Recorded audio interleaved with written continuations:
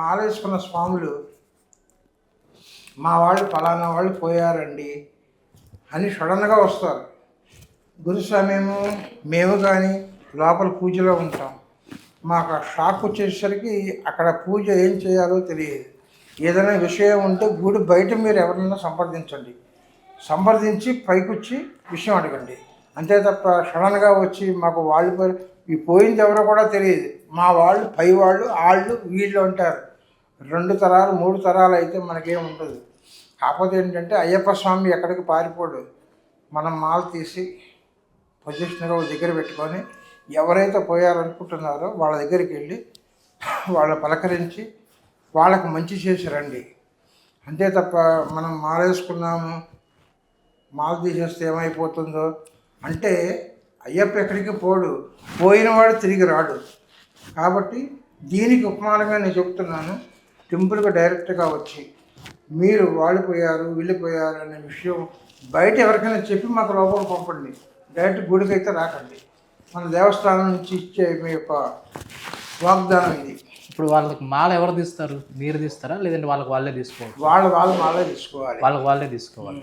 ఎట్లా జల్దిలో కలిపేయడం? ఇప్పుడు ఎవరైనా మా తరఫున ఎవరైనా పెదనాన్నగారు పోయారు అని వస్తాడు. పెదనాన్నగారు పోయిన విషయం ఆ స్వామికి తప్ప ఇంకెవరికి తెలియదు. అవును. కొంతమంది ముందు అలవాటు ఉన్న వాళ్ళు కూడా ఏదో ఒక కుంటి సాగు చెప్తున్నారు. మా అక్కగారు పోయారు, మా అత్తగారు పోయారు, అది పోయారు ఇది పోయారు అని. కర్మ అనేది ఎవరిని వదలదు. కర్మ అనేది వాడినే పట్టుకుని ఏడిపిస్తుంది. అది నిజమైతే పర్వాలేదు, అది అబద్ధమైతే కర్మ వాడినే దెబ్బ కొడుతుంది. అందుకని చెప్పి మేము చెప్పేది ఏంటంటే అతనే మోటార్ కింద నుంచొని తలస్నానం చేసి తడి బట్టల మీద మాల తీసి అక్కడ వదిలేసి బట్టలు తీసేసి తడిపేసి ఒక పక్కన పెట్టుకొని అవి శుభ్రం పెట్టుకోండి.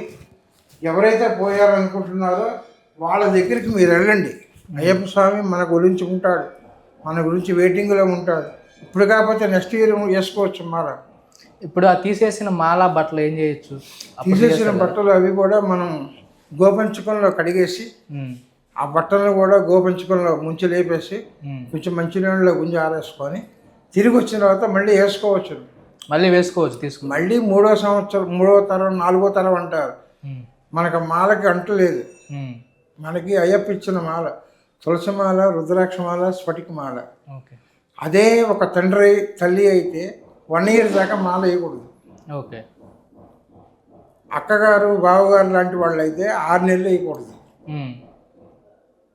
అంటే అమ్మ తరపు వాళ్ళైనా పుట్టింటి వాళ్ళైనా అమ్మ తరపు వాళ్ళైతే ఏంటంటే అమ్మ అనే ఒక దీంతో మనం 11 రోజులు మాల తీసేసి పక్క నుండి అది వేసేసుకొని మళ్ళీ మనం మాల వేసుకొని శబరిమల వెళ్ళడానికి అవకాశం ఉంది. మళ్ళీ మనం మాల తీసాం కదా, ఇక ఆ దుర్వ్యసనాలకు వెళ్దాము, చెప్పులు వేసుకొని తిరుగుదాము అనుకుంటే మాల వేయక్కర్లేదు. ఇంకా మాల వేయద్దు కూడా. ఓకే. అది మాల తీసాం కదా, గురుస్వామి ఏదో చెప్పాడు కదా అని గోడ పక్కకి అవి ఇవి చేస్తే మాలకు పట్టు ఉండదు. చాలామంది ఏం చేస్తున్నారంటే ఇట్లా చనిపోయారని చెప్పి వచ్చేసి డైరెక్ట్గా జల్దులో నదుల్లో అట్లా వెళ్ళిపోయి అక్కడ మునిగేసి బట్టలోనూ మాల అక్కడ వదిలేస్తున్నారు. అది ఎంతవరకు కరెక్ట్? అదే పాపం అది. ఓకే. అట్లా వదలకూడదు. మనకేంటంటే అడవిలో జంతువులు ఉంటాయి.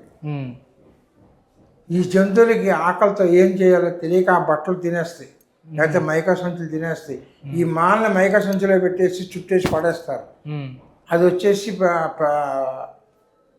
ఆ మృగం వచ్చేసి అది తిందంటే దానికి జీర్ణం అవ్వదు.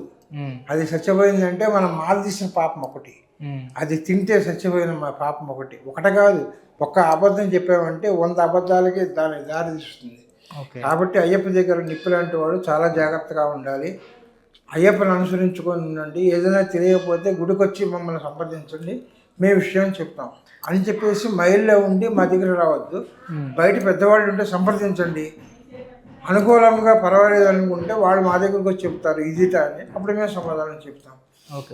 మైల్లో ఉంటే డైరెక్ట్గా వాళ్ళే ఇక్కడ తలస్నానం చేసేసి వాళ్ళే మాల తీసేసి బట్టలు తీసేసి వాటిని గోపంచంగా శుభ్రం చేసుకొని వాటిని చోట పెట్టుకొని తర్వాత వెళ్ళి వచ్చినాక మళ్ళీ వేసుకోవచ్చు.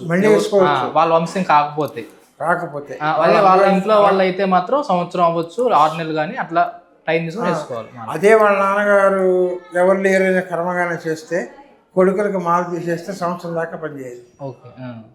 చాలామంది ఏంటంటే అవతల వంశం లేదు, వాళ్ళు లేరు వీళ్ళు లేరు అని వీళ్ళే కొరువు పెడతారు. కొరువు పెట్టినప్పుడు కొడుకు మాల వేసుకుంటాడు. కాబట్టి వాళ్ళు ఏంటంటే ఇంకా సంవత్సరం దాకా పనిచేయదు. ఓకే. కొరువు పెడితే మనకి కర్త అవుతాడు వాడు. అవును. కర్త కర్మ క్రియ అయి నీవు ఉన్నావు కాబట్టి చేస్తుంది.